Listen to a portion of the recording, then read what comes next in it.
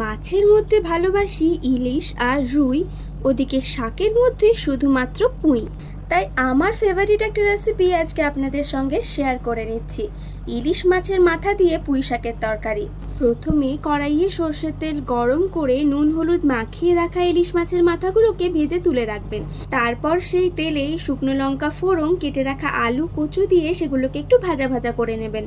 আলু কচু একটু ভাজা হয়ে গেলে তার ওপর কেটে রাখা কুমড়ো, জিরে গুঁড়ো আর আদা কাঁচা লঙ্কা বাটা দিয়ে মশলাটাকে সেই সঙ্গে ভালো করে কষিয়ে নিতে হবে। এর মধ্যে আর কিছু মশলা দেওয়ার প্রয়োজন নেই। মশলা কষানো হয়ে গেলে কেটে রাখা পুঁই শাক আর সেই সঙ্গে স্বাদমতো নুন হলুদ গুঁড়ো দিয়ে পুঁই শাকের সঙ্গে সবজিগুলোকে খুব ভালো করে মেশাতে থাকবেন। তারই মধ্যে দেখবেন সবজিগুলো প্রায় অর্ধেক সেদ্ধ হয়ে গেছে।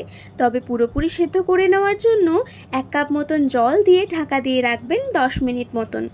গ্যাসের ফ্লেম লো রেখে 10 মিনিট ঢাকা দিয়ে রাখলেই সবজিগুলো একেবারে সেদ্ধ হয়ে যাবে।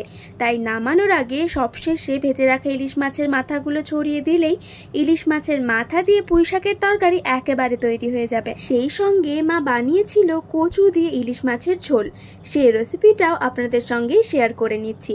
মামার বাড়ি থেকে বেশ অনেকটাই ইলিশ মাছ নিয়ে এসেছিলাম, তাই জন্যই এই মাছগুলো আমাদের 2 দিন চলে গেছে।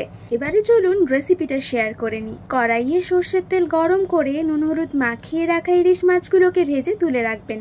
তারপর সেই তেলেই শুকনো লঙ্কা, কালো জিরে আর কচু দিয়ে সেগুলোকে বেশ কিছুক্ষণ ভাজা ভাজা করে নিতে হবে। এবারে জিরে গুঁড়ো, পেঁয়াজ, কাঁচা লঙ্কা বাটা, টমেটো কুচি, স্বাদমতো নুন আর হলুদ গুঁড়ো দিয়ে মশলাটাকে বেশ কিছুক্ষণ ভালো করে কষিয়ে নেবেন। মশলা কষানো হয়ে গেলে 1 কাপ মতন জল দিয়ে জলটা যখন ফুটতে শুরু করবে, ভেজে রাখা ইলিশ মাছগুলো দিয়ে 5 থেকে 6 মিনিট ফুটিয়ে নিলেই কচু দিয়ে ইলিশ মাছের ঝোল একেবারে তৈরি। গরম ভাতের সঙ্গে এই দুটো রেসিপি থাকলে আর কিছু লাগবে বলে আমার একদমই মনে হয় না।